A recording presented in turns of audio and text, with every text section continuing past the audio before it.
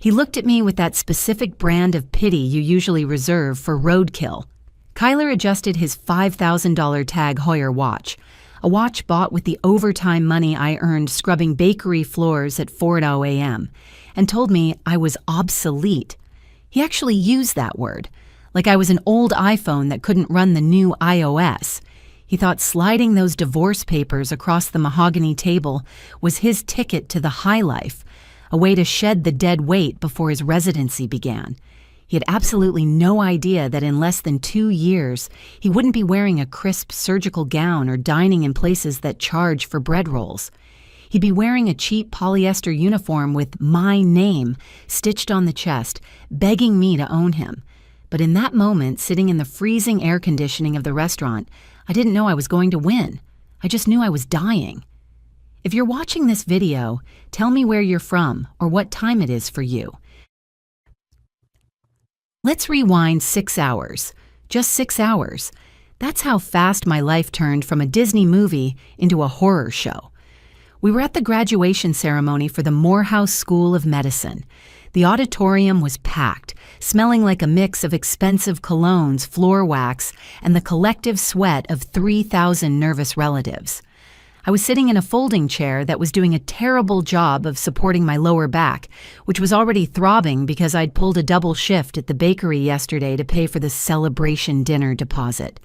Next to me sat Zelda Stanton, my mother-in-law, a woman who looked like she was permanently smelling spoiled milk. She was wearing a cream-colored suit that probably cost more than my first car, her hair sprayed into a helmet of gray steel that defied gravity and reason. "Stop fidgeting, Aubrey," she hissed, not looking at me, her eyes glued to the stage. "You're shaking the row." "Sorry, Zelda," I whispered, clamping my hands between my knees. I looked down at those hands. They were red, raw, and completely unmanicured. My cuticles were ragged. There was a faint, permanent burn mark on my left thumb from a sheet pan incident 3 years ago. These were the hands that had kneaded thousands of pounds of sourdough, typed term papers until 3 a.m., and massaged Kyler's shoulders when he was too stressed to function. They were ugly, working hands. On stage, the dean was reading names. "Keon, Kyler Stanton!" The applause was thunderous. I shot up, clapping so hard my palms stung. "That's him! That's my husband!" I yelled, forgetting for a second that I was supposed to be invisible. Zelda grabbed my wrist. Her grip was surprisingly strong, like a bird of prey, and yanked me down. "Sit down, you fool! Have some decorum! You're embarrassing him!" I sat, biting my lip. "I'm just proud, Zelda." "He's Dr. Stanton now," she corrected, smoothing her skirt. "Try to act like you belong to a doctor, not a—" She trailed off, waving a hand vaguely at my dress. It was a simple blue floral thing I'd bought at Ross 3 years ago. I'd ironed it twice, but next to Zelda's silk, it looked like a rag. I watched Kyler walk across the stage. He looked magnificent. The cap and gown couldn't hide his broad shoulders. He shook the dean's hand with that confident, firm grip he'd practiced on me. He accepted the diploma, the piece of paper that we had bought with my sweat. 5 years. 5 years of eating ramen, of me walking to work to save gas money, of selling my grandmother's vintage locket to pay for his biochemistry textbooks. He turned to the crowd and smiled. It was a dazzling $1 million smile. But he wasn't looking at me. He was looking past me, at Zelda, or maybe just at the future. I waved, a small, pathetic little wave. He didn't wave back.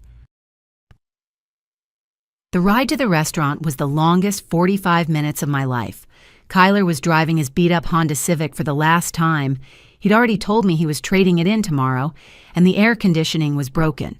The windows were down, letting in the humid Atlanta air and the noise of the highway, but inside the car, the silence was heavy enough to crush a lung. I was in the back seat.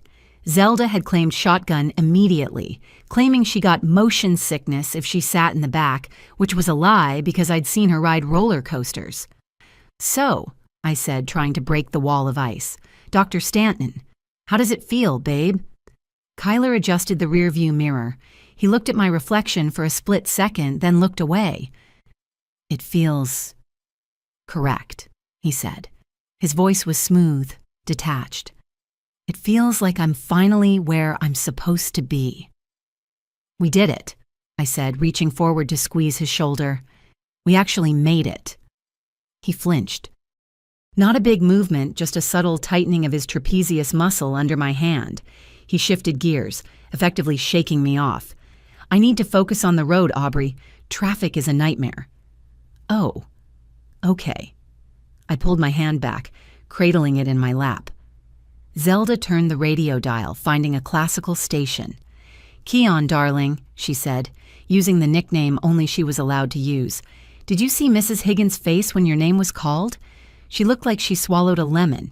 She knows her son is still struggling through law school while you are a surgeon." Kyler's face softened instantly. "She did look a bit sour, didn't she, Mom?" "Sour?" She was green with envy, Zelda cackled. It was a dry, scratching sound. "We showed them. The Stantons are back on top." "We sure are," Kyler said. "We." The Stantons. I was a Stanton. My last name was Stanton. But sitting in that back seat, staring at the back of their heads, I felt like a hitchhiker they were regretting picking up. "I made a reservation at the Pinnacle," Kyler said, puffing his chest out a little. "Top floor, best view in the city." "Oh, Kyler," I gasped. "That place isn't that incredibly expensive? We still have the final tuition payment pending, and we need a deposit for the apartment closer to the hospital." Kyler's eyes met mine in the mirror again. This time, there was no detachment. There was annoyance, cold, sharp irritation. "Aubrey," he sighed, like he was explaining calculus to a toddler. "Stop counting pennies, just for one night. Can you do that? Can you stop acting poor for 3 hours?" My mouth snapped shut. Heat flushed up my neck, hotter than the humid air outside. Acting poor. I wasn't acting. We were poor. I was the only reason we weren't homeless. "Sorry," I whispered. I want us to be safe." "I'm a doctor now," he said, turning the wheel aggressively to exit the highway. "I define what safe is." The Pinnacle wasn't just a restaurant, it was a fortress of wealth. The valet stand alone had better lighting than my entire apartment. A line of cars, Porsches, Mercedes, a Bentley, idled in the driveway. Kyler pulled the dented, rusting Honda Civic up to the front. The valet, a kid who couldn't have been older than 20, hesitated for a second before jogging over. I saw Kyler jaw clench. He hated that hesitation. He hated the rust on the wheel well. "Keep it close," Kyler said, tossing the keys to the kid with an arrogance he hadn't earned yet. "I won't be long." I struggled out of the back seat. Usually, a husband might open the door for his wife, especially in heels, but Kyler was already halfway to the glass revolving doors, his arm linked with Zelda's. I scurried after them, feeling the pavement burning through the thin soles of my discount shoes. Inside, the lobby was freezing. Marble floors, crystal chandeliers that looked like frozen explosions, and a host stand manned by 2 women who looked like runway models. Zelda stopped in front of a floor-to-ceiling mirror near the elevator.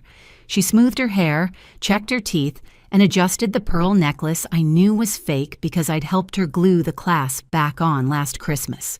"Stand up straight, Kyler," she commanded, whipping out her phone. "Photo time. We need to post this immediately. Thackeray's proud mom, doctor son." Kyler posed, putting on that mask of success. He looked like he belonged here. He looked expensive. I stepped into the frame, smiling, trying to tilt my head the way I'd seen girls do on Instagram. Zelda lowered the phone. She looked at me, then at the phone, then back at me.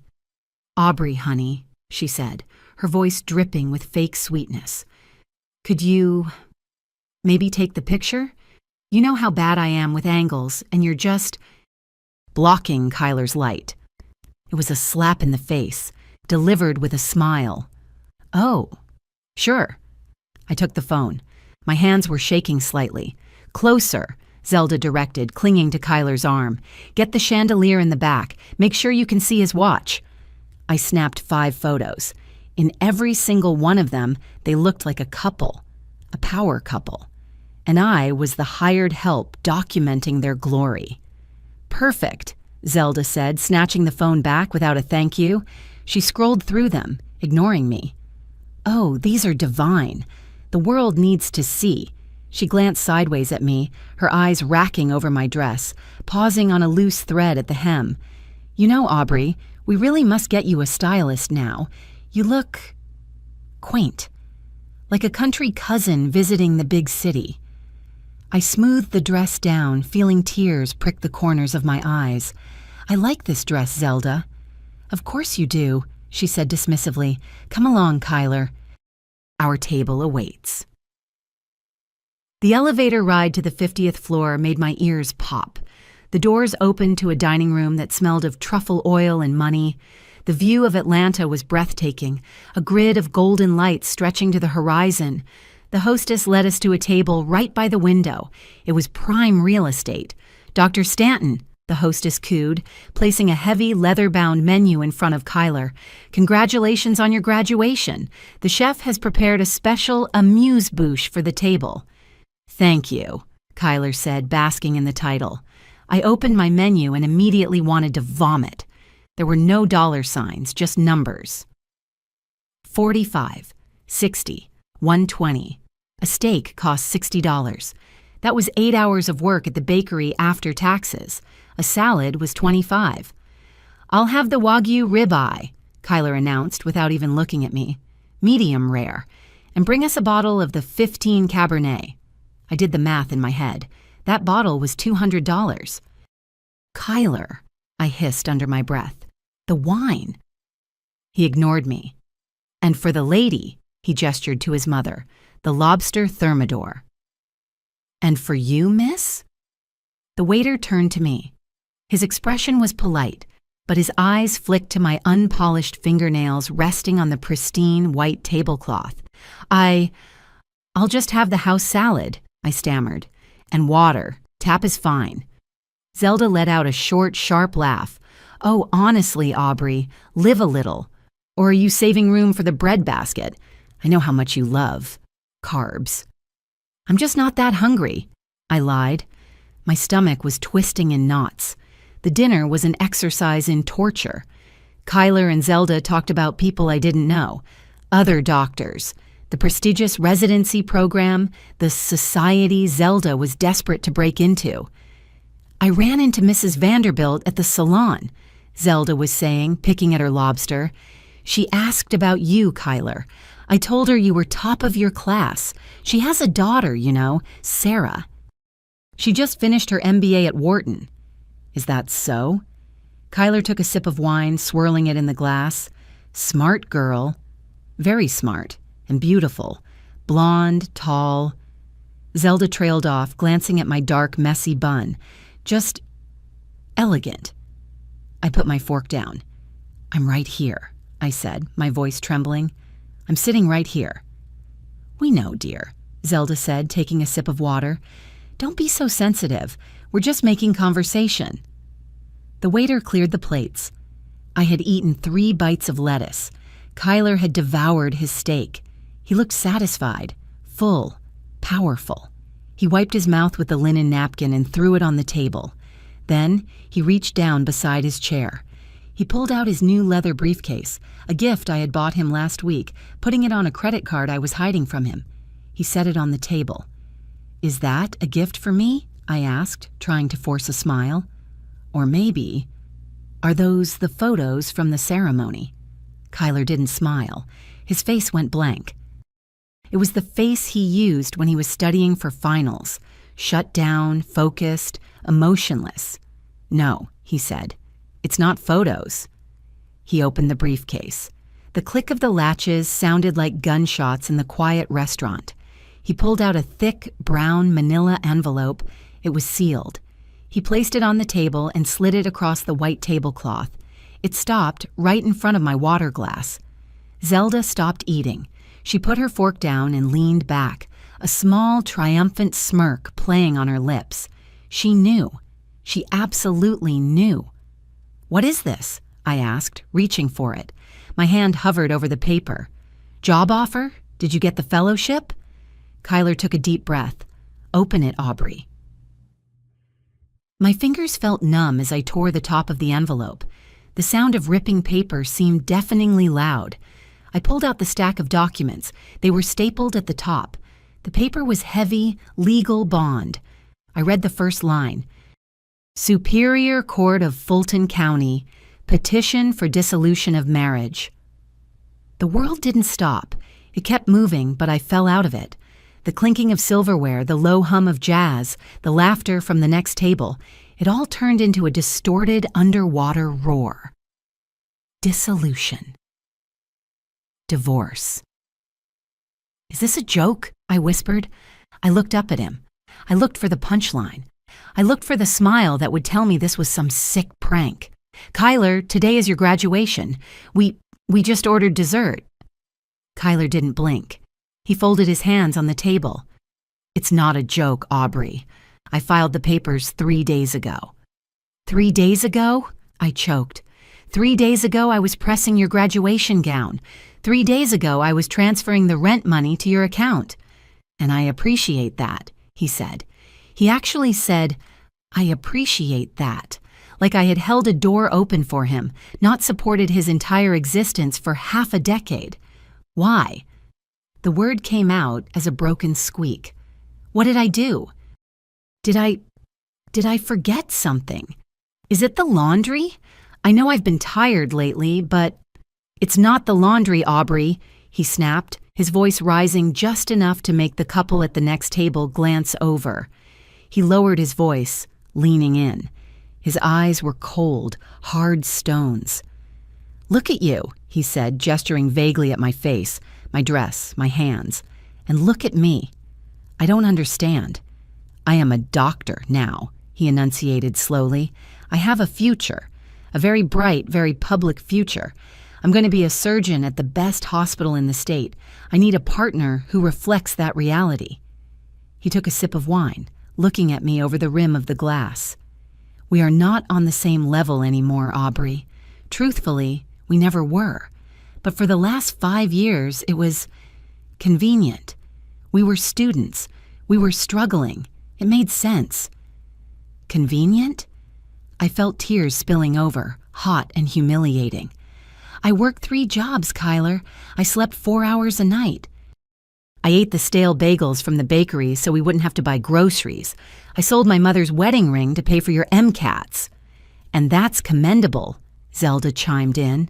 She was watching me cry with the detached curiosity of a scientist watching a bug writhe on a pin. "Truly, you were a very useful support system." "Support system?" I stared at her. "I'm his wife." "You were a placeholder," Kyler said. The cruelty in his voice was so casual, so easy. "I need someone I can take to galas, someone who can converse with donors, someone who fits the aesthetic of my new life." He sat back, adjusting his expensive watch. "I am ashamed, Aubrey. I am ashamed to introduce you to my colleagues. You're ordinary. You're a bakery worker. You have a high school diploma and a few community college credits. You don't fit." "I put my degree on hold for you," I screamed. I didn't care about the other diners anymore. I dropped out so you could go full time. That was the deal. You graduate, then I go back. "Plans change," Kyler said, checking his phone as if he was bored. "I've outgrown you. It's simple evolution, survival of the fittest." He tapped the divorce papers. "Sign them. There's no assets to divide, obviously, since you own nothing. It's a clean break. You can go back to whatever it is you do. Go back to your parents in Ohio. Start over. Find a nice mechanic or a truck driver, someone on your level." He looked at me with that pity again, that roadkill pity. "Do yourself a favor, Aubrey. Don't make a scene. Just disappear. It's what you're good at." The air in the restaurant seemed to vanish. I was hyperventilating, shallow little gasps that felt like inhaling broken glass. My eyes were burning, blurring the sight of the divorce papers, but I refused to blink. If I blinked, the tears would fall, and I just knew, that Zelda was waiting for that single tear to validate her victory. Zelda picked up her wine glass, admiring the way the light hit the crimson liquid. She looked at me over the rim, her eyes crinkling with mock sympathy. "Oh, don't look so tragic, Aubrey," she purred. "Honestly, it's unbecoming. Think of it this way. You did a good deed, a public service." "A public service?" I repeated, my voice hollow. "Yes," she nodded, taking a slow, deliberate sip. "You helped create a doctor. Society thanks you. And really, you should consider all that money you spent, the rent, the tuition, the food, as a charitable donation, like giving to the Red Cross, but with better results." Charitable donation. Something inside my chest made a sound. It wasn't a heartbeat, it was a snap, like a dry twig breaking under a heavy boot. For 5 years, I had convinced myself that my love was an investment, that we were a team building a future. I had romanticized the struggle. I had romanticized eating instant oatmeal for dinner so we could have protein shakes. I had romanticized walking 2 miles in the rain to save bus fare so he could buy a better stethoscope. And she called it charity. She called me a donor. The sadness evaporated, instantly. It was replaced by a cold, metallic clarity. The shaking in my hands stopped. The heat in my face cooled. I looked at Kyler. He was busy checking his reflection in the back of a spoon, making sure his hair was perfect. He didn't even have the decency to look at me while his mother gutted me. "Charity," I said softly. "Exactly," Zelda smiled. "It's a tax write-off for the soul, dear. Now run along. We have more wine coming and things to discuss that don't concern you." I slowly pushed my chair back. The legs scraped against the expensive floor. A few heads turned. "Kyler," I said. My voice was different now. It was lower, deeper. He glanced up, annoyed. "What now? I told you to leave." "You think this is charity?" I stood up. I wasn't tall, but in that moment I felt like I was towering over them. "You think I was just a fundraiser?" "Lower your voice," Kyler hissed, glancing around nervously. "You're making a scene." "Oh, you haven't seen a scene yet, Doctor," I said. "Sit down," Kyler commanded, using his doctor voice. "You are embarrassing yourself." "No," I said, pointing a finger directly at his face. That finger was trembling with rage now, not sadness. "You listen to me. You say I'm not on your level? You're right. I'm not." "Finally," Zelda muttered, rolling her eyes. "I will never be on the level of a coward who hands his wife divorce papers over a lobster dinner she paid for," I said, my voice rising. "I paid for this dinner," Kyler shot back, his face flushing red. "With what money, Kyler?" I shouted. The restaurant went silent. The jazz band actually stopped playing. "With the credit card I pay off every month? With the bonus I got from working double shifts on Christmas Eve?" "Aubrey, stop." He stood up, trying to loom over me. "Security is going to come." "Let them come." I laughed, and it sounded terrifying even to my own ears. "I want them to hear this. I want everyone to hear this." I turned to the room, to the rich couples eating their steaks, to the waiters freezing with their trays. "You see this man?" I gestured to Kyler, who looked like he wanted to dissolve into the carpet. "Dr. Kyler Stanton, the brilliant surgeon. Do you know how he passed organic chemistry?" "Shut up," Kyler growled, grabbing my arm. I ripped my arm away. "I made him flashcards every night for 6 months. I quizzed him until my voice gave out. When he failed his first MCAT practice test and cried on the bathroom floor, I was the one who picked him up. I was the one who paid $2,000 for the prep course." I turned back to Zelda, who was clutching her pearls for real this time. "And you," I snarled. "You talk about charity? Your son's degree is printed on paper I bought. His lab coat is paid for with the tips I made scrubbing floors. Every single dollar that went into his brain came out of my blood. You are hysterical," Zelda shrieked. "You are mentally unstable." "I am the creditor," I yelled, slamming my hand down on the table so hard the silverware jumped. "And you two are in default." Kyler looked at me with genuine fear. He had never seen this side of me. He had only seen the cheerleader, the nurse, the servant. He didn't know the fighter. "You want me to disappear?" I grabbed my purse. "Fine, I'll disappear. But remember this, Kyler. You didn't build this life." "I did. You just rented it." I leaned in close, so close I could smell the expensive cologne. Santal 33 sound, $200 a bottle, another thing I probably paid for without knowing. "You will regret this," I whispered. "Both of you. You're going to wish you had never met me." I turned on my heel and walked away. I didn't run. I walked with a stride I didn't know I possessed.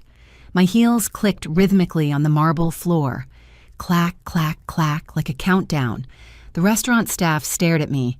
The hostess at the front desk looked terrified. I didn't look at them. I stared straight ahead at the elevator doors. Behind me, I heard Kyler's voice, trying to salvage his ego. "She's crazy. Just stress. Waitress. More wine, please." I hit the lobby button. As the doors closed, cutting off the sight of the dining room, the adrenaline started to crash. My knees buckled, and I had to lean against the mirrored wall of the elevator. I looked at my reflection. My face was flushed, my hair coming loose. But my eyes looked like flint. The elevator dinged at the lobby. I walked out into the humid Atlanta night. The valet kid saw me coming. "Your car, ma'am?" "No," I said, my voice raspy. "I don't have a car. The doctor kept it." I walked past the line of Bentleys and flagged down a taxi that was just dropping someone off. It was a beat-up yellow cab with a rattling muffler. I climbed into the back seat, the vinyl sticky against my legs.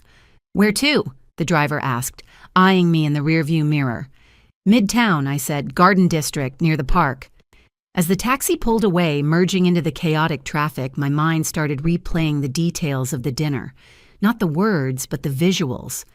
Kyler's wrist. He was wearing a watch, a silver Tag Heuer. I knew that watch. I had looked at it in a magazine with him 6 months ago.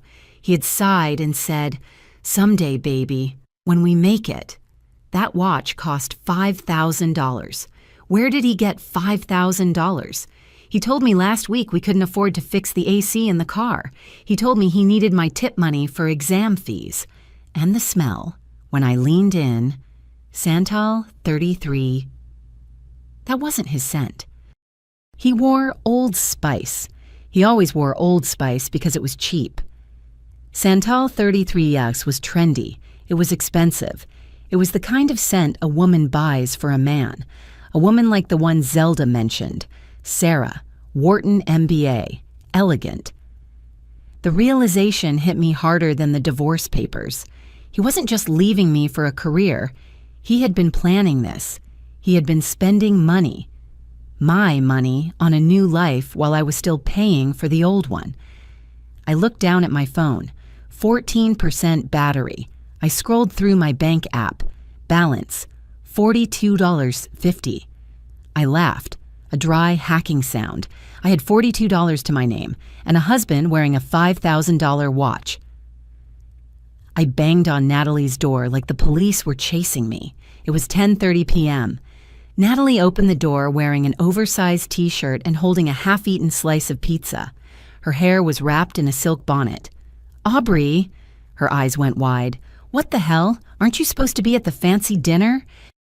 Why do you look like you just murdered someone?" I didn't answer. I just pushed past her into the apartment. It was small, smelling of sage and acrylic paint. Natalie was an artist, and her place was a chaotic sanctuary of canvases and half-finished sculptures. I walked to the center of the rug and just stopped. My legs gave out. I sank to the floor, my blue dress pooling around me. "He served me," I whispered. "He what?" Natalie kicked the door shut and dropped the pizza on a side table. She was on the floor with me in a second. "Who served you? The waiter?" "Kyler," I choked out. Divorce papers at the table with his mother watching. No. Natalie's face went deadly serious. You're lying. Tell me you're joking. He said I'm not on his level, I sobbed, finally letting it out. The dam broke. I curled into a ball, clutching my knees. He said I'm a placeholder. He said I'm ordinary. Zelda called me a charity case. I am going to kill him, Natalie said. Her voice was terrifyingly calm. I am going to drive over there and run him over with my Kia. She pulled me into a hug. Natalie wasn't a soft hugger. She squeezed you until your ribs cracked. I needed that. I needed to feel something solid. I told you, Natalie whispered into my hair. I didn't want to say it, but I told you he was moving weird. I pulled back, wiping snot from my nose. What do you mean? Aubrey, come on. Natalie grabbed a box of tissues and shoved it at me. The late study nights? The way he started locking his phone? I saw him at the mall 2 weeks ago, near the jewelry store. You saw him? Yeah. I thought maybe he was buying you a graduation gift, Natalie said, her expression twisting in anger. But he was with someone. A girl. Blonde. Looked like she costs money to talk to. Sarah? I whispered. Her name is Sarah. Well, screw Sarah. Natalie stood up and started pacing. And screw Kyler, that parasite, that leech. After everything you did? You literally paid his rent last month. I paid everything, I said, staring at the ceiling. Textbooks, food, gas, the application fees for his residency. I have nothing, Nat. I have $40. No. Natalie stopped pacing. She turned to me, a wicked glint in her eyes. You have $40 in your account, but that's not all you have. You have rights, Aubrey. Georgia is an equitable distribution state, and you have receipts. Receipts? Paper trails, Natalie snapped her fingers. You paid for everything electronically, right? Venmo, Zelle, bank transfers? Yeah, most of it. Then we act. Natalie grabbed her laptop from the desk. We are not crying tonight. We are going to war. Do you have a lawyer?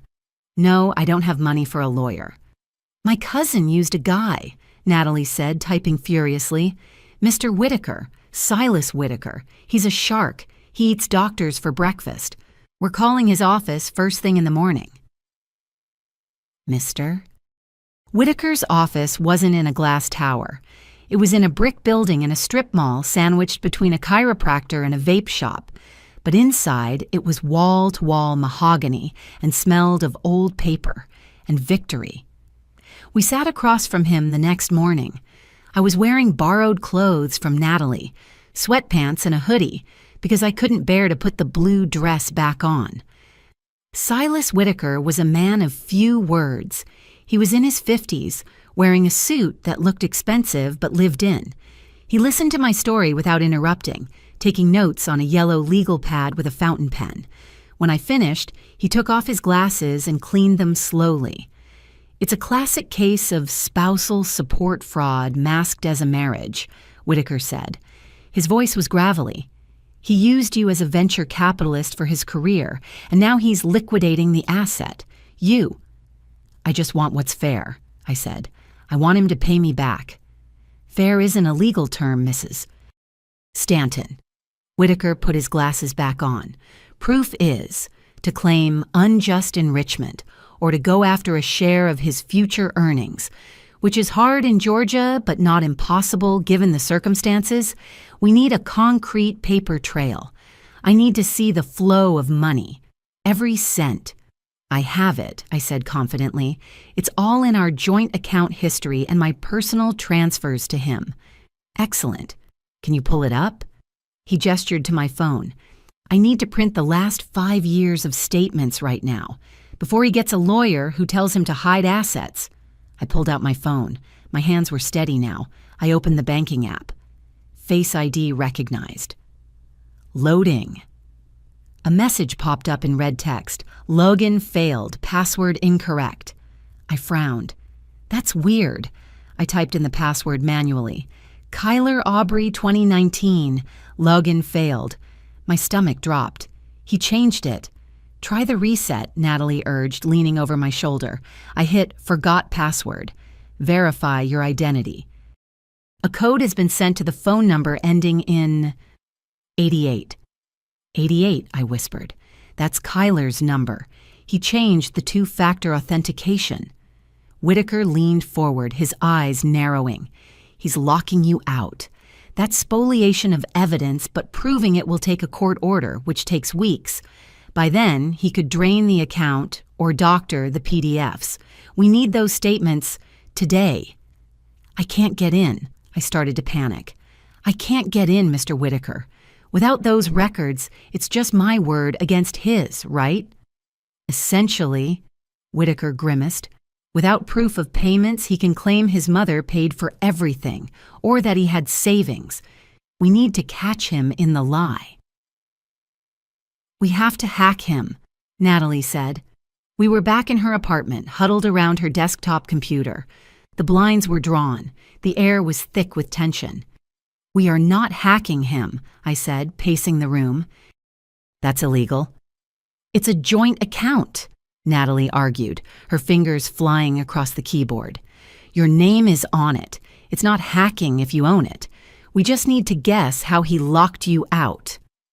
We were staring at the bank's desktop login screen. Username, K. Stanton, MD. He had changed the username too, of course. Okay, forget the phone code, Natalie said. Try the security questions. Sometimes they let you bypass the text if you answer 3 questions. I clicked, try another way. Security question. 1. What is the name of your favorite pet? He never had a pet, I said. He hates animals. Try none, Natalie typed. Incorrect. Think, Aubrey, he's arrogant, he's a narcissist. What would he put? Maybe the dog he wants, I guessed. He always talked about getting a Doberman. Natalie typed Doberman. Incorrect. Okay, one more try before it locks us out for 24 hours, Natalie warned. Think like Kyler. Who does he love? Himself, I said bitterly. Maybe. Natalie clicked to the next question option. Security question 2. What is the city of your honeymoon? We didn't have a honeymoon, I said. We couldn't afford it. Where did he want to go? Paris. He always said Paris. Natalie typed Paris. Incorrect. I put my head in my hands. It's over. He's going to win. He's going to erase everything. Wait, Natalie murmured. She was staring at the screen. Look at the hint for the 3rd question. Security question. 3. Where did you achieve greatness? Achieve greatness? I scoffed. God, he's so full of himself. Where did he graduate? Natalie asked. Morehouse? No, that's too simple. Where did he propose? In the parking lot of a Waffle House, I said. He definitely wouldn't use that. Achieve greatness. I closed my eyes. I thought about the dinner, the way he looked at the view, the way he talked about the pinnacle of his life. Try the pinnacle, I said. The restaurant. He said it felt like where he belonged. Natalie hesitated. Are you sure? That was literally last night. He's obsessed with his new status. Try it. Natalie typed, the pinnacle. She hit enter. The spinning wheel on the screen turned. 1 second, 2 seconds, 3. Welcome, Kyler and Aubrey. Yes, Natalie screamed, high-fiving the air. We're in! Download everything, I ordered, leaning over her, watching the numbers pop up. I scanned the recent transactions. My heart stopped. Pending transaction, Tiffany & Co., $3,200. Pending transaction, The Pinnacle, $480. Transfer to Z. Stanton, $1,000. And there, scrolling back, deposit from Aubrey Nema, $1,200. Rent. Deposit from Aubrey Nema, $400. Utilities.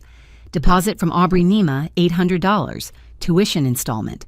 It was all there. 5 years of it. He didn't think I'd be smart enough to guess, I said, watching the PDF progress bar hit 100%. He thinks I'm stupid. He's about to find out, Natalie grinned, hitting print, that he's the idiot. It was 3 days later. According to the tracking on the Process Servers app, which Natalie and I were refreshing every 30 seconds like lunatics, the package was about to be delivered. We weren't there, obviously, but I know exactly how it went down because Kyler, in his infinite stupidity, was live streaming on Instagram. He was sitting on the floor of our half-packed apartment, holding a glass of cheap champagne. Zelda was in the background, folding towels and talking about how cleansing it feels to get rid of clutter. "New beginnings, guys," Kyler was saying to his 200 followers. "Dr. Stanton is officially on the market and moving up. Watch this space." Then the doorbell rang. "Probably the pizza." Kyler grinned at the camera. He stood up, phone in hand, and walked to the door. I watched on Natalie's screen, holding my breath. Kyler opened the door. A large man in a windbreaker was standing there. "Kyler Stanton?" "Dr. Stanton," Kyler corrected automatically. "Yeah? You've been served."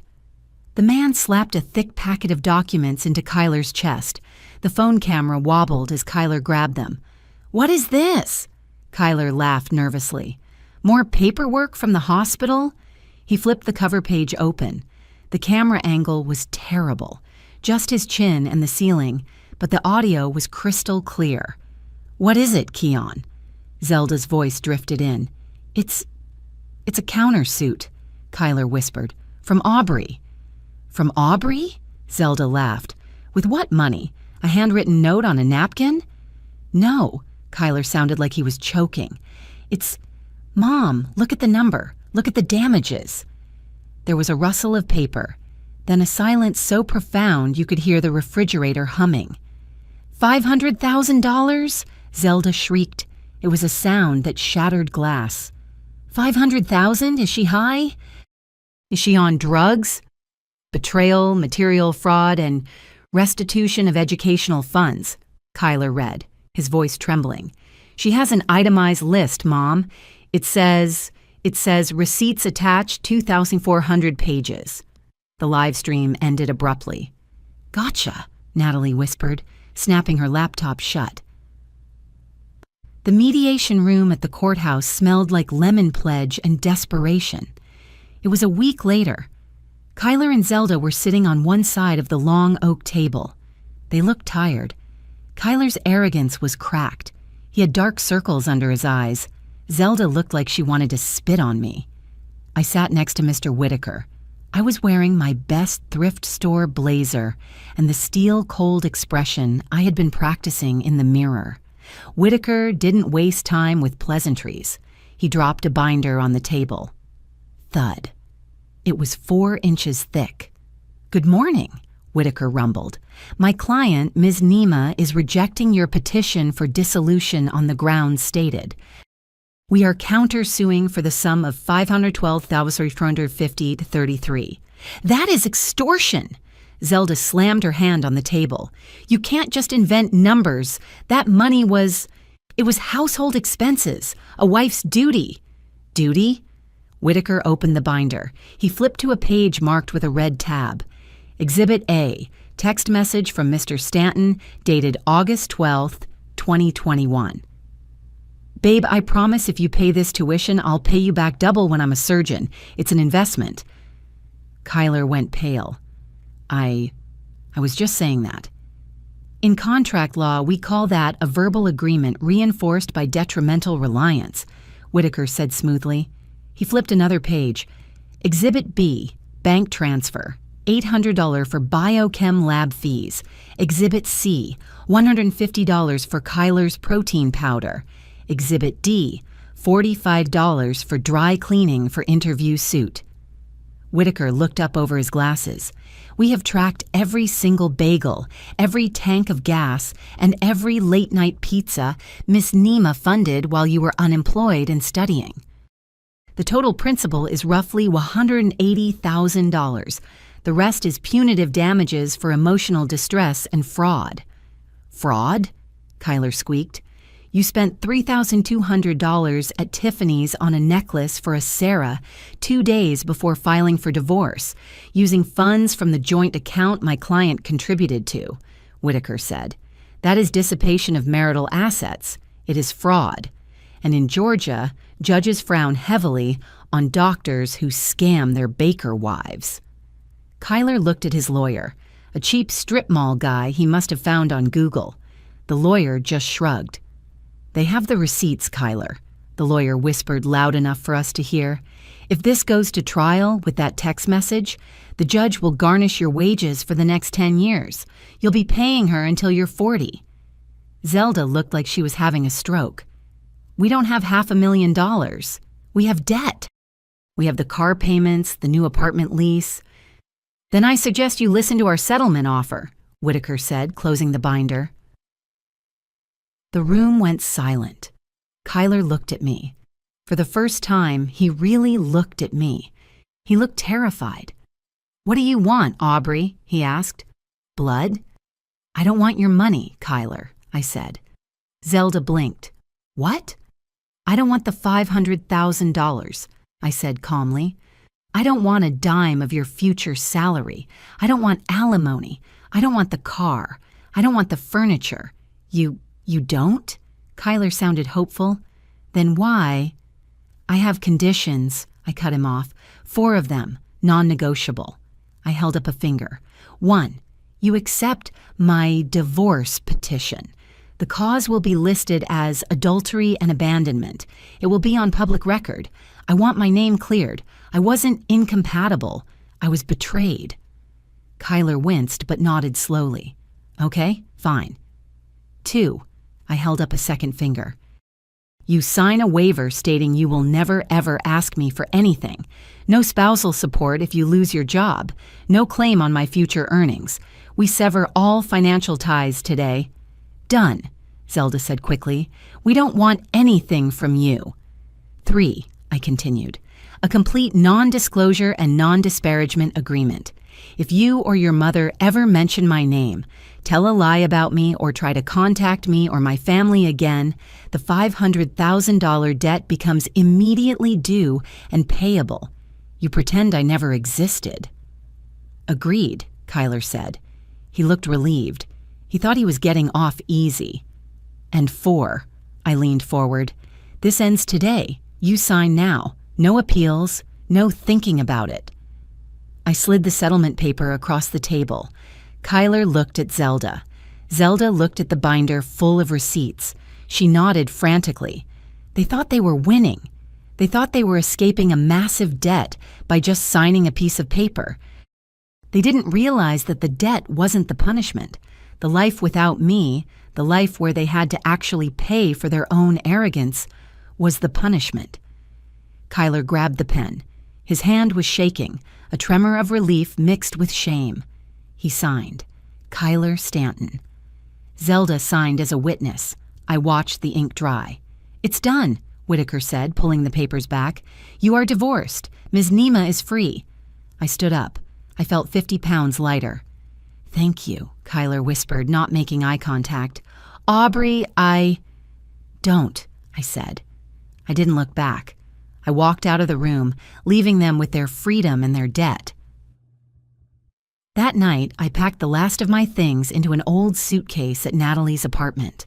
I had sold my wedding ring, the tiny chip of a diamond he'd given me, for $150 at a pawn shop. It was enough for a bus ticket to my aunt's place in Nashville. "I still don't get it," Natalie said, sitting on her bed watching me fold my shirts. "You had them, Aubrey. You could have garnished his wages. You could have had a down payment on a house." "I know." I zipped the suitcase shut. "So why?" Natalie asked, frustrated. "Why let him walk away scot-free?" "He's not walking away free, Nat," I said, sitting next to her. "If I took that money, I'd be tied to him for 10 years. Every check would be a reminder of him. It would be dirty money, money born from humiliation." I looked at my hands. They were still rough, but they were my hands again. "I paid $500,000 for a lesson," I said softly. "The lesson is that I am capable of anything. I supported a surgeon on a baker's wage. Imagine what I can do when I'm supporting myself." "You're going to be huge," Natalie grabbed my hand. "I feel it. You're going to build an empire." "I am," I promised. "And I'm going to do it so quietly they won't even hear it coming until it runs them over. Promise me something, Nat. Anything. Don't tell them where I am. If they call, if they text, I'm a ghost. Consider it done. Natalie hugged me. Go get 'em, Tiger. I took the bus that night. As Atlanta faded into the distance, I didn't cry. I pulled out a notebook and started writing. Not a diary, a business plan. While I was sleeping on my aunt's couch and taking night classes in nonprofit management, Kyler was living the life he thought he deserved. 1 year passed. Kyler was now a surgical resident at St. Jude's Private. He was a god in the hallways. The nurses whispered about him. Handsome, single, ambitious. He fed on that attention like a vampire. He and Zelda had moved into the Stanton Heights penthouse. It was a 3-bedroom glass box in the center of the city. The rent was astronomical, but Kyler had convinced himself that image is equity. He took out a mortgage he couldn't afford, banking on a future promotion. He bought the Mercedes, a black C-Class fully loaded. He signed a 7-year financing deal with an interest rate that would make a loan shark blush, just so he could park in the doctors-only lot. But here's the thing about Kyler. He was a terrible mathematician. He was making a resident salary, which is good, but not Mercedes and penthouse good. Without me managing the budget, counting coupons, and stopping him from buying $12 lattes, he was bleeding cash. He had 5 credit cards, all maxed out. He was using one to pay the minimum on the other. He was juggling bills like a circus performer. Every Friday night he was at the club, bottle service, VIP tables. He was dating Sarah, the Wharton MBA, but she was high maintenance. She expected gifts.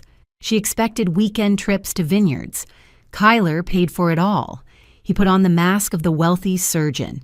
He laughed at dinners, toasted to success, and then went home and stared at his ceiling, sweating cold terror as the collection notices piled up in his junk drawer. He was building a castle on a foundation of quicksand. Zelda was doing her part to dig the hole deeper. She had finally arrived. She spent her afternoons at the Sapphire Tea Room, holding court with a group of women she called friends, but who were really just fellow sharks in designer clothing. "Oh, Kyler is just exhausted," Zelda would say, stirring her 8-dollar Earl Grey. "Another double bypass last night. He simply cannot say no to saving lives. It's his calling." "That boy is a saint," Mrs. Jenkins would coo. Mrs. Jenkins was the wife of a bank director, and Zelda was desperate to impress her. "He is," Zelda sighed, adjusting her handbag. It was a Chanel, a fake one she bought from a trunk in a parking lot, but she angled it so the logo caught the light. "He just bought the penthouse, you know. He insisted I move in. He said, 'Mom, you deserve the best view in the city.'" "How sweet," Mrs. Jenkins said. "And is he seeing anyone?" "Oh, he's dating a Vanderbilt." Zelda lowered her voice conspiratorially. "Sarah, lovely girl, very appropriate. Not like that little baker he was with before. What was her name? Amber? Audrey? The one who caused the scene?" Mrs. Jenkins tittered. "The very one." Zelda waved a hand dismissively. "Thank God she's gone. She was such a drain on his finances, a real burden. Now that he's free of her dead weight, he's soaring." She took a sip of tea, ignoring the vibration of her phone in her purse. It was a text from the credit card company. "Payment overdue. Account frozen." Zelda smiled tightly. "Soaring," she repeated. "We are absolutely soaring." I wasn't there when the first crack appeared in Kyler's perfect porcelain life, but I read the incident report filed by the chief of staff later. It was a Tuesday afternoon. Kyler was leading an M&M, Morbidity and Mortality Conference, standing in front of 30 tired residents and attending physicians. He was dissecting a mistake made by a junior intern, probably enjoying the power trip a little too much. He was pointing at the projection screen with a laser pointer. "As you can see here," Kyler said, his voice projecting that practiced authority. "The incision angle was amateur at best. If you had just—" And then it happened. According to a nurse who was in the back row, Kyler stopped mid-sentence. He blinked. Once. Twice. He reached out and gripped the edge of the podium so hard his knuckles turned white. The room started to spin. The faces of the residents smeared into a kaleidoscope of white coats and boredom. A high-pitched ringing like a dog whistle screamed in his left ear. "Dr. Stanton," a resident in the front row asked. "Sir?" Kyler swayed. He felt like the floor was tilting 45 degrees to the right. He slammed his eyes shut, fighting the nausea. Kyler cleared his throat, forcing his eyes open. The blurriness receded, leaving just a throbbing headache behind his left eye. "I'm fine. Just dehydration. Too much coffee. Where was I?" He tried to laugh it off. "Don't worry, I haven't had a stroke yet." The room chuckled nervously. Kyler finished the presentation, but he didn't let go of the podium for 20 minutes. He told himself it was stress. He told himself he needed a vacation. He didn't know his own body was filing for bankruptcy. 3 days later, the denial stopped working.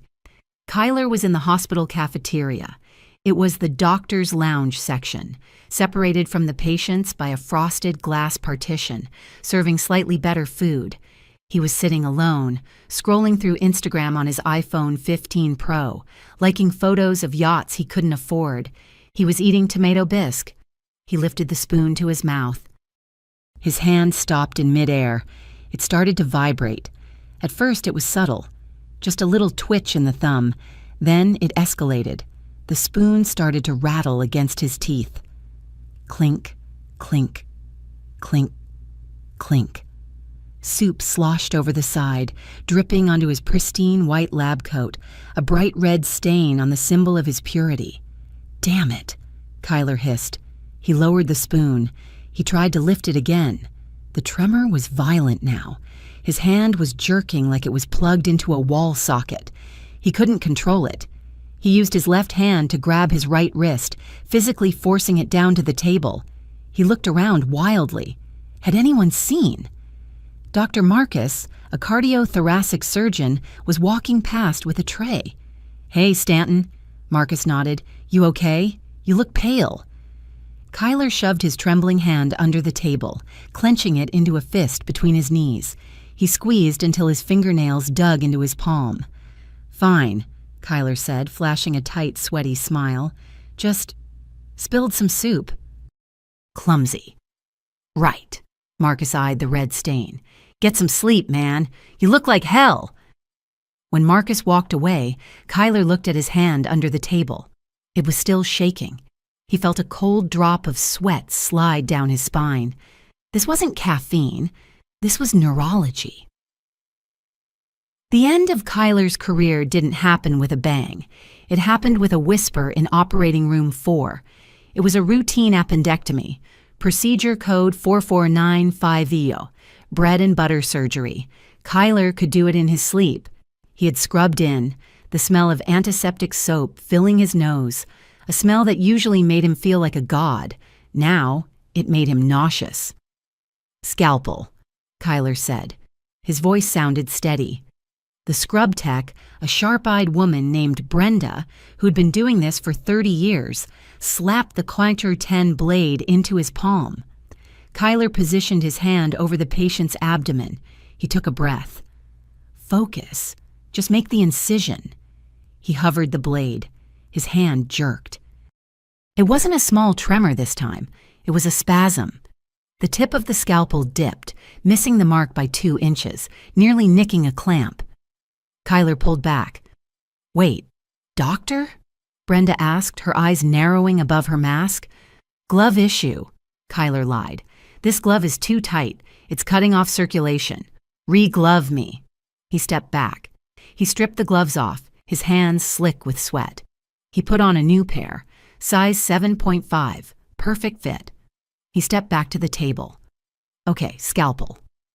He took the blade. He looked at his hand. It was shaking so hard the light from the overhead lamps was dancing off the metal handle. He couldn't stop it. It was like his arm belonged to someone else. The room went dead silent. The anesthesiologist looked up from his monitor. The resident assisting him froze. "Dr. Stanton," Brenda said softly, but it sounded like a shout. "You're shaking." "I know," Kyler snapped. "I know I'm shaking." He tried to steady his right hand with his left. Both hands shook. He dropped the scalpel. Clang. It hit the sterile tray and bounced onto the floor. Kyler stared at the instrument lying on the linoleum. He couldn't pick it up. He couldn't hold it. He was a surgeon who couldn't hold a knife. I have to go, Kyler gasped. He ripped his mask off, gasping for air. I'm sick. Stomach flu. Take over, Dr. Evans. He ran out of the OR. He didn't wash up. He didn't change. He ran straight to the stairwell and collapsed on the concrete steps, sobbing into his trembling hands. He didn't go to his own department. He was too proud. He waited until 9:00 p.m. when the clinics were closed. He called in a favor with Dr. Aris, the chief of neurology. Dr. Aris was an old-school guy, 70 years old, who didn't care about hospital gossip. Kyler sat on the crinkly paper of the exam table, wearing a hoodie and jeans, trying to look like a civilian. Dr. Aris walked in, holding a tablet. He didn't smile. I pulled your MRI results from the scan you snuck in this morning, Aris said, his voice grave. Just tell me it's a pinched nerve, Kyler pleaded. Tell me it's carpal tunnel. I can do surgery for carpal tunnel. Dr. Aris turned the screen toward Kyler. It's not a nerve, Kyler. Look at the brain stem. And here, on the spine. Kyler looked. He saw the white spots, lesions, bright, angry flares on the grayscale image. He knew what those meant. He had studied this in med school back when I was quizzing him with flashcards. Is it MS? Kyler whispered. It's an aggressive variant, Aris said. Autoimmune, rapidly progressive. It's attacking the myelin sheath in your motor cortex and optic nerve. That's why you're getting the vertigo and the tremors. Can we treat it? Steroids? Interferon? For the standard type, yes, Aris sighed, taking off his glasses. But this, look at the progression, Kyler. You have 6 lesions that weren't there a month ago. Standard meds won't touch this. If we don't stop it, you'll be legally blind in 3 months, wheelchair-bound in 6. Kyler felt like he had been punched in the gut. Blind? I'm a surgeon, Aris. I can't be blind. Not anymore, Aris said brutally. You need to take medical leave immediately. You are a liability in the OR. There has to be something, Kyler begged, gripping the edge of the table to stop his hands from shaking. Experimental trials? Anything? There is one thing, Aris said slowly. HSCT, hematopoietic stem cell transplantation. It reboots the immune system, wipes it clean and starts over. Okay, Kyler stood up. Let's do it, schedule it. We can't do it here. Aris shook his head. The FDA hasn't approved it for this specific aggressive variant yet. The protocol is too risky. You'd have to go to the specialist center in Singapore or Germany. Singapore. Fine, I'll go to Singapore. How much? Aris hesitated. He looked at Kyler with genuine pity. It's not covered by insurance, Kyler. Blue Cross considers it investigational. I already ran a preliminary check with your policy number. How much? Kyler demanded. For the procedure, the hospital stay, the isolation unit for a month, and the rehab. Aris calculated. You're looking at roughly $1.8 million. $1.8 million? Kyler laughed. It was a wet, hysterical sound. That's a joke. It's the cash price, Aris said. Up front, they don't do payment plans for international patients. Kyler pulled out his phone. He opened his insurance app. Signa Gold Plan. He called the concierge line right there, putting it on speaker. I'm sorry, sir, the cheerful robotic voice of the agent said. Code 99Z for elective international experimental procedures is an exclusion. Your maximum out-of-network benefit is $50,000. $50,000. That wouldn't even cover the flight and the initial blood work. Kyler hung up. He looked at Dr. Aris. I have $12,000 in my checking account, Kyler whispered. And I owe a lot more than that. I'm sorry, Kyler, Aris said, turning off the tablet. You better go home and talk to your family. Kyler drove the Mercedes home. He drove slowly, hugging the right lane, terrified his vision would blur again. He parked in the underground garage of the penthouse building, a spot that cost him $400 a month. He took the elevator up to the 30th floor. He opened the door to the penthouse. Zelda was sitting on the white leather sectional, unpaid, watching Real Housewives. She was wearing a silk robe, unpaid, and drinking wine. "Keon," she chirped, "you're home early. Did you see the new rug came? It really ties the room together. Only $6,000. Kyler walked past her and turned off the TV. "Hey," Zelda protested. "I was watching that." "We're ruined," Kyler said. He didn't scream. He just said it flatly.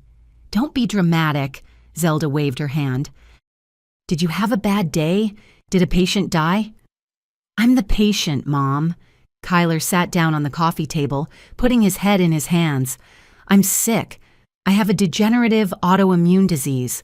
I'm going blind." Zelda froze. The wine glass tilted in her hand. "What?" "I can't operate," Kyler continued, his voice monotone. "My career is over. Dr. Aris told me to take medical leave today. That means half pay for 3 months, then nothing." But you're a genius," Zelda stammered. "You can't be sick. We just bought the car." "The car doesn't matter," Kyler yelled, looking up. His eyes were red-rimmed. "I need surgery in Singapore. It costs $1.8 million. Cash." $1.8 million? Zelda laughed nervously. "Well, we have insurance.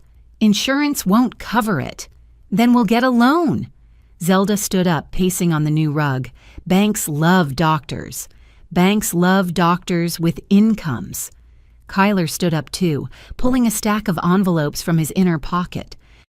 He threw them on the floor. They scattered like confetti. "Look at this, Mom, look at it." He pointed at the red letters. Chase Sapphire, $25,000 over limit. Amex Platinum, $40,000 overdue. The mortgage on this apartment? We owe $980,000 and we're 2 months behind. The car? $110,000 owed. He kicked the pile of bills. "We don't have money, Mom. We have debt. We are drowning in $1.3 million of debt, and now I need another $1.8 million to save my eyes." "But my bags," Zelda whispered, clutching her chest. "The society, Mrs. Jenkins." "Mrs. Jenkins doesn't care about you." Kyler grabbed his mother by the shoulders and shook her. "We are broke. We are worse than broke. We are destitute. We have nothing to sell because we don't own anything. It's all leased. It's all credit." Zelda stared at him, her face crumbling. The illusion she had lived in for a year, the illusion I had paid for with my silence, finally shattered. "What do we do?" she whimpered. "I don't know." Kyler let go of her and sank back onto the sofa. "I honestly don't know." "We have friends," Zelda insisted, her hands trembling as she scrolled through her contacts. "People in our circle help each other. It's what we do." Kyler watched her from the sofa, his head pounding. "Mom, those people aren't your friends. They're your audience." "Hush," Zelda hissed, pressing the phone to her ear. She put on her society voice, a pitch higher than normal, dripping with fake honey. "Hello, Mrs. Jenkins? Beatrice, darling, it's Zelda." She listened for a moment, nodding frantically at the empty room. "Oh, I know, it's been ages. Listen, darling, I have a bit of a situation, a banking error. Kyler's funds are tied up in an offshore investment for 48 hours, and we have a medical emergency, a cash flow issue." She paused. Kyler saw her knuckles turn white, gripping the phone. "Yes, it's Kyler. He needs a specialized treatment. It's vital. We need a bridge loan, just for a week, $1.8 million. Silence on the line. Then Zelda's face lit up. "You will? Oh, Beatrice, you are an angel. I knew I could count on you. I told Kyler, the Jenkinses are family." She hung up, clutching the phone to her chest, tears streaming down her face. "She said she's going to ask Charles. She said they just closed a deal in Tokyo and might have liquidity. She told me to wait by the phone." "Really?" Kyler sat up. A spark of hope ignited in his chest. Maybe he was wrong. Maybe the rich really did protect their own. They waited. 10 minutes. 30 minutes. An hour. Zelda packed a small bag. "I'll need to look presentable when I go to pick up the check," she murmured, applying lipstick with a shaking hand. The phone pinged. Zelda lunged for it. She stared at the screen. Her face went gray. "What?" Kyler asked. "What did she say?" Zelda dropped the phone. Kyler picked it up. Beatrice Jenkins. "So sorry, Z. Charles says market volatility is too high right now. All assets are frozen. Also, we heard about the countersuit last year. We don't lend to high-risk profiles. Best of luck." "High-risk profile," Kyler read aloud. He laughed bitterly. "She Googled us, Mom." Zelda tried the next number. "Mrs. Vanderbilt. Call rejected. She tried Mrs. Higgins. The number you have dialed is not accepting calls." "They blocked me," Zelda whispered, staring at the screen in horror. "I had tea with them on Tuesday. We shared scones, and they blocked me." "Welcome to the real world," Kyler said, standing up, "where nobody cares about you unless you can buy them dinner." The next morning, Kyler woke up with his left eye completely clouded over. It was like looking through a dirty window. The panic that gripped him was cold and absolute. He had to move. Now. He needed cash, just to get around. He couldn't use the Mercedes, no gas money, and Uber was linked to his maxed-out cards. He grabbed the Tag Heuer watch from his dresser, the one I paid for with overtime shifts, the one he wore to humiliate me. He walked 3 miles to a pawn shop on the edge of the city, avoiding the high-end jewelers where people might recognize Dr. Stanton. He walked into Golden Guns, a place that smelled of stale cigarettes and despair. The broker, a guy with a neck tattoo, looked at the watch under a loupe. "It's a tag," Kyler said, trying to sound authoritative but sounding like a beggar. "Retail is $5,000. "Scratched bezel," the guy grunted. "No box, no papers. I can give you $400. $400? Kyler choked. "It's Swiss movement." "Take it or leave it, Doc," the guy said, eyeing Kyler's shaking hands. "You look like you need the cash fast." Kyler took the $400 for a symbol of his success.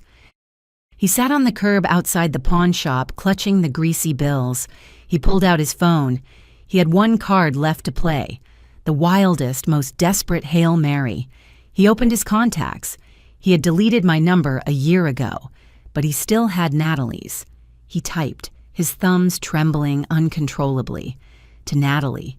"Nia, please don't block me. It's Kyler. I'm dying. I have an aggressive autoimmune disease. I need surgery or I go blind. Nobody will help me. I need to talk to Aubrey. Please. It's life or death." He hit send. He stared at the screen, praying. I was in a board meeting when Natalie got the text. She showed it to me later. She didn't reply immediately. She let him sweat for an hour. Then she sent this. Natalie. "You want Aubrey. You think she's sitting around waiting to save you? She's busy running her empire. If you want help, stop begging and do your research. Don't be lazy, Kyler." Kyler stared at the text. Empire? Research. He ran back to the penthouse. He opened his laptop, one of the few things he hadn't pawned yet. He opened Google. He typed Aubrey Nima. He expected to find nothing. Maybe a Facebook profile, maybe a LinkedIn page for a bakery manager. Instead, the screen filled with hits. The Nima Foundation, broadcasting good, building futures. Aubrey Nima, the philanthropist changing medical education. Newsweek, The Dead of Dreams. Best-selling author Aubrey Nima on turning betrayal into billions. "What?" Kyler whispered. He clicked on the foundation's website. It was sleek, professional, navy blue and silver. And there, on the landing page, was a photo of me. I wasn't wearing the floral dress from Ross. I was wearing a tailored Armani suit. My hair was cut in a sharp bob. I was standing in front of a glass building looking directly at the camera. I wasn't smiling the way I used to smile at him, eager to please. I was smiling like a shark that had just eaten. Kyler scrolled down, his breath hitching. programs. NACA 1, Rural Clinic Initiative. 2, the Second Chance Surgical Fund. 3, the Scholars Beacon Grant, full financial support for medical professionals in crisis. Medical professionals in crisis, Kyler read. The words blurred in his vision. He clicked the link. The Scholars Beacon Grant provides emergency funding for life-saving procedures for doctors and medical students who lack insurance coverage. He sat back, the laptop burning his thighs. The irony was so thick he could taste it. The woman he dumped because she wasn't on his level had built an entire organization specifically designed to save people like him. He wasn't just ruined, he was owned, and he didn't even know it yet. Kyler put on his best suit. It was a charcoal gray Hugo Boss, but it hung loosely on his frame now because he'd lost 15 pounds from stress. He tried to shave, but his hand shook so bad he nicked his chin. A small piece of toilet paper stuck to the cut, a beacon of his incompetence. He didn't take a taxi. He took the bus, the number 110 that goes downtown. He sat in the back, surrounded by people he used to judge, a woman with 3 grocery bags, a man sleeping in work boots. Kyler clutched his briefcase, empty now except for his medical records, and stared out the window as the bus passed the Mercedes dealership where he bought his car. The bus stopped at 4th and Peachtree. Kyler got off. He looked up. The NEMA Foundation building was impressive. It wasn't a skyscraper, but a renovated historic bank building. Marble columns, gold lettering. NEMA Foundation. He walked to the entrance. The revolving door felt heavy. The lobby was a hive of activity. Young interns running with iPads, phones ringing, large screens on the wall displaying donation metrics. Kyler walked to the reception desk. "I need to see Aubrey Nema," he said. His voice cracked. The receptionist, a young man with a headset, looked up. "Do you have an appointment, sir?" "No, tell her it's Dr. Stanton. Tell her it's Kyler." The receptionist paused. He typed something into his computer. His eyes widened slightly. "1 moment, please." He made a call. Kyler waited, sweating in his expensive suit. He felt every eye in the lobby on him. 5 minutes later, the elevator dinged. "Mr. Stanton." Kyler turned. It wasn't me. It was Silas Whitaker. But this wasn't the Whitaker from the strip mall. This Whitaker was wearing a 3-piece custom suit, a silk tie, and glasses that cost more than Kyler's pawned watch. He looked like the general counsel of a Fortune 500 company, which, essentially, he was. "Mr. Whitaker," Kyler breathed. "Thank God. You have to help me. I need to see Aubrey." Whitaker stopped 3 feet away. He didn't offer a hand. He looked Kyler up and down, analyzing the stain on his lapel, the toilet paper on his chin, the shaking hands. "Ms. Nema is in a strategy meeting," Whitaker said coldly. "She doesn't see unsolicited walk-ins, especially not from past acquaintances." "I'm not an acquaintance!" Kyler stepped forward. "I'm her husband, ex-husband. I'm sick, Whitaker. I saw the website, the grant. I qualify. I'm a medical professional in crisis." Whitaker raised an eyebrow. "You are?" "Yes, look at me." Kyler held up his trembling hands. "I need the money. 1.8 million. She has to give it to me." "Has to?" Whitaker let out a dry chuckle. "The foundation has to do nothing, Mr. Stanton. We are a charitable organization, not a vending machine." Whitaker gestured to a seating area in the corner, far away from the main traffic flow. "Sit." Kyler sat on the edge of the leather sofa. Whitaker remained standing. "If you wish to apply for the Scholars Beacon Grant," Whitaker said, pulling a folder from under his arm, "you must follow protocol. Ms. Nema insists on rigorous vetting for all applicants." He dropped the folder on the coffee table. "Fill this out in ink." Kyler opened it. It wasn't a simple form. It was a 20-page dossier. Applicant name, current assets, total debt load, credit score, reason for insolvency. I I have to fill all this out? Kyler asked. Every line, Whitaker said. We need a full financial autopsy. We need to know exactly how much you owe and to whom. We need the foreclosure notices, the repossession threats, all of it. This is humiliating, Kyler muttered, clicking a pen. Is it? Whitaker leaned in. More humiliating than having your mother beg her friends for money? More humiliating than going blind? Kyler shut his mouth. He started writing. Assets, $400 cash. Debt, $1,350,000. He handed the form back to Whitaker an hour later. Whitaker flipped through it, scanning the pages with a critical eye. Incomplete, Whitaker said, pointing to the last page. What? I filled everything. Section 14, paragraph B, Whitaker read.